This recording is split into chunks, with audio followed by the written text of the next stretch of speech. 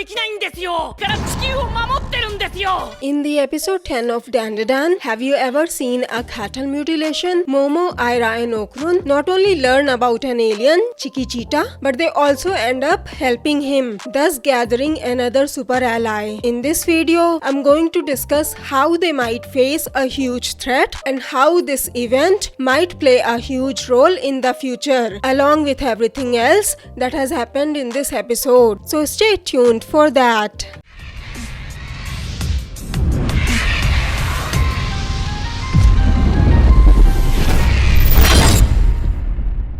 Greetings Anime Thrones fans. Up until now, we have had very little information about the Sarpoians, aka the aliens, and whether or not they had any connection to the yokai, aka the supernatural beings or ghosts. At first, despite crossing paths several times, I thought they were completely separate from each other and went about their lives without knowing about each other or without bothering each other, even if they were aware of each other's existence. However, in this episode, Okarun figured out that they are not only aware of the yokai, but they also want the powers of yokai, and that was the reason why the aliens came after Okarun in the previous episode, and will now come after him and Momo as well, as both of them have the ghost powers now. Okarun also figured out that the reason the aliens don't go after the yokai themselves is because the yokai are stronger than the aliens. So the yokai are indirectly stopping the aliens from invading the earth, and that's the main reason why the aliens are so desperate to study him and Aira, so that they could create new technology which will be capable of defeating the yokai. So if the aliens somehow got the power of the yokai, one of the two things might happen. First, the aliens might invade earth as they won't be afraid of the yokai anymore, or second, a war will ensue between the yokai and the aliens. Either way, I think this will be a huge event that could threaten the whole world, and that is where Momo, Aira and Okarun come in. But before we get to how their actions might just save the world, let's take a quick look at what else happened in this episode. This episode began with the aftermath of their battle with the aliens. By the way, am I the only one who loves these aftermath episodes? I really love seeing them bond with each other after every battle. Our trio gets called to the teacher's room after running around naked in the hallways. Their teacher, Queen Sensei, thought they were getting bullied and asked them who did it before she got called away. After she left, Momo and Aira started freaking out about the rumors. In my episode 9 review video, when I had wondered what kind of rumors would be circulating now, I kind of expected it to be about Momo, Okarun and Aira's love triangle or something. It turns out that only Momo's friends thought about it. Aira's friends, however, thought that Momo was bullying her again. What I really liked in this episode was seeing Aira's growth. She went from being a narcissistic girl to being a caring person. Even though she had told Momo and Okarun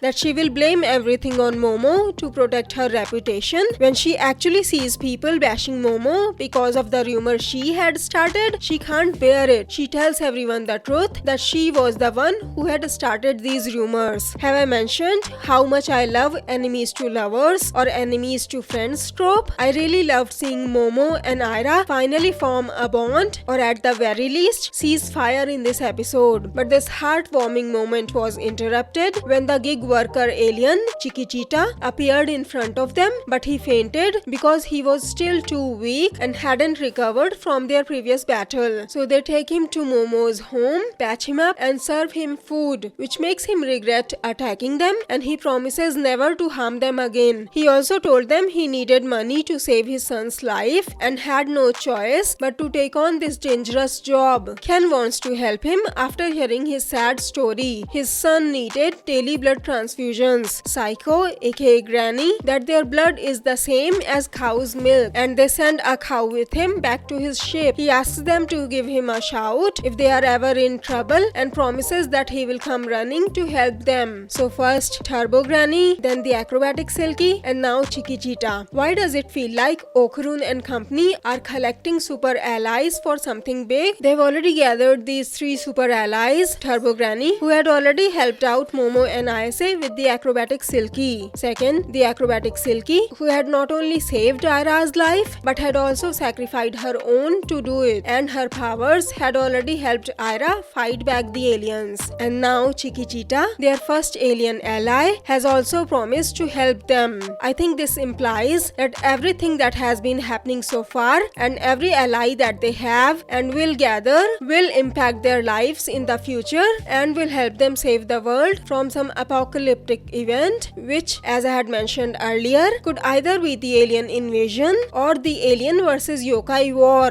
Which one do you think it could be? I don't know what happens in the manga, but I've read hundreds of books by now, and if it follows the common trope, I think this big thread would be the one I had predicted earlier, but I could be wrong. After all, this manga's author, Yukinobu Tatsu, used to work as an assistant for Tatsuki Fujimoto, who is the author of Chainsaw Man, and Chainsaw Man is one of those extremely rare series where everything was so wacky I could not predict what would happen next. So if you are going to discuss manga spoilers in the comments, make sure to use the spoiler tag. At the end of the episode, Momo's childhood friend and her first love, which is also the title of her next episode by the way, Jin Enjoji aka Jiji finally appears. I had been very curious about him ever since I saw him in the opening credits. So based on the next episode's title, it's probably going to be all about him. I can't wait to watch the next episode. It was a really good episode which connected a lot of dots that were missing earlier. So I'll give it a solid 9 out of 10. I'll also post my Blue Lock episode 10 review video soon. If you have any anime you'd like me to review, let me know in the comments below. If you like this video, please click the like button below, share the video and subscribe to my channel. Have a great day. Bye bye. See you in my next video.